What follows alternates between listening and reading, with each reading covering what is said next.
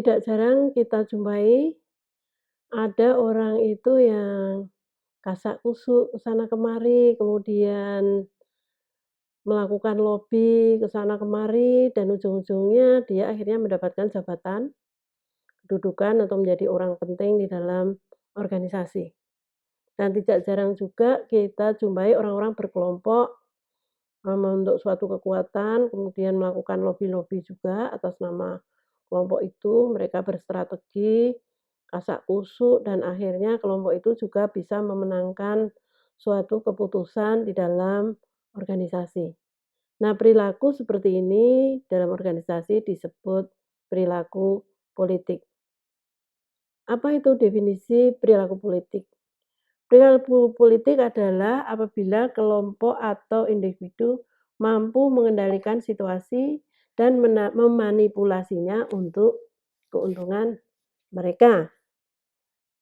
Nah, eee, ada 3 jenis organisasi dari sisi iklim politik. Nah, jenis yang pertama adalah politik minimal. Nah, di dalam politik minimal ini segala sesuatu diatur melalui sistem dan, aturan main yang jelas sehingga apa yang Anda lihat di dalam aturan itu adalah apa yang terjadi dalam organisasi itu. Jadi semuanya terbuka, orang yang pinter pasti akan orang yang pinter dan berprestasi ya, dia pasti akan mendapatkan bonus, pasti dia akan mendapatkan kesempatan, dan dia juga kemungkinan besar pasti akan promosi kalau ada jabatan yang kosong. Jadi dasar promosi pasti berdasarkan orang yang kompeten. Walaupun perlu Anda ketahui bahwa yang dimaksud dengan kompeten ini adalah terdiri dari 2, yaitu kompetensi hard competence itu terkait kemampuan, keterampilan dari orang tersebut, dan soft competence adalah kemampuan interpersonal, kemampuan pengelolaan emosi, kemampuan, berinteraksi dengan orang lain itu dan juga kemampuan memimpin itu soft competence. Nah, ketika kedua hal ini dimiliki oleh seseorang, maka di dalam organisasi dengan politik minimal bisa dipastikan dia dia bisa meniti karir setinggi mungkin dalam organisasi itu. Kemudian jenis yang kedua yaitu politik moderat. Nah, di dalam politik moderat ini aturan-aturan juga jelas ya, aturan main jelas, sistem jelas, namun adalah, lobi-lobi politik walaupun tidak terlalu berat ya. Sebagai contoh misalnya, ada 3 orang nih ya, yang secara objektif, secara sistem sudah memenuhi untuk menduduki jabatan yang lowong. Nah, kebetulan ini ABC ya, kebetulan C ini ranking ketiga dari 3 orang ini. Tetapi C ini dekat dengan pimpinan, maka kemudian C lah yang dipilih untuk menduduki jabatan itu. Artinya apa? Ada lobi-lobi politik antara C dengan pimpinan, namun demikian C sudah memenuhi syarat objektif yang ditentukan. Nah, ini jenis yang moderat. Nah, iklim politik yang paling parah yaitu arena politik atau political arena.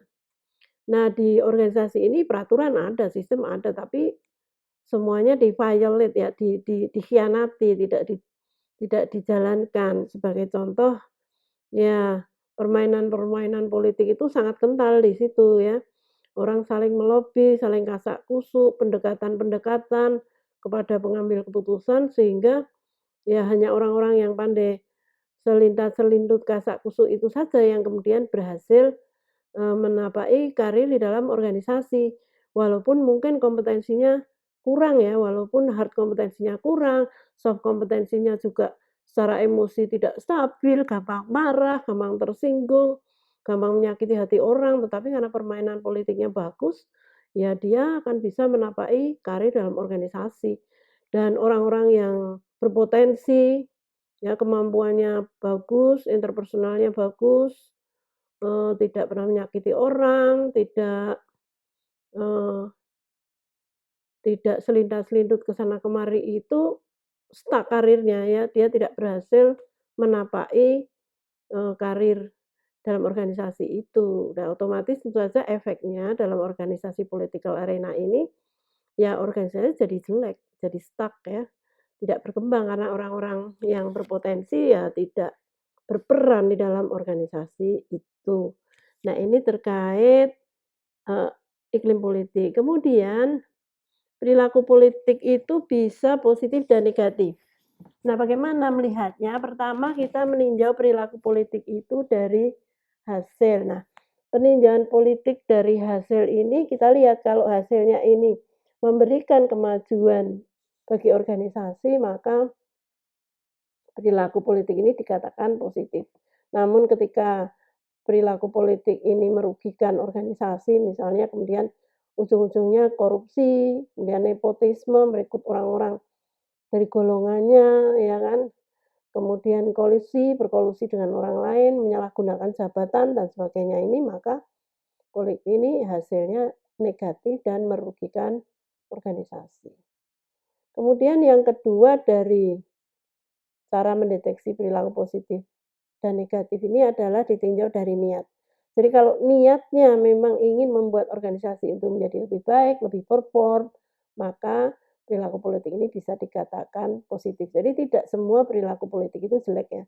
Tapi ketika memang tujuannya untuk kemajuan organisasi, maka perilaku politik ini bisa positif. Namun apabila kemudian niatnya ini jelek ya, hanya untuk kemenangan dirinya sendiri atau golongannya, maka perilaku politik ini bisa dikatakan negatif. Demikian tadi politik di dalam organisasi. Apabila Anda ingin mengetahui apa saja taktik-taktik yang digunakan oleh aktor politik untuk mempengaruhi keputusan di dalam organisasi, maka Anda dapat menyaksikan video saya berjudul Taktik Politik di dalam Organisasi. Semoga bermanfaat.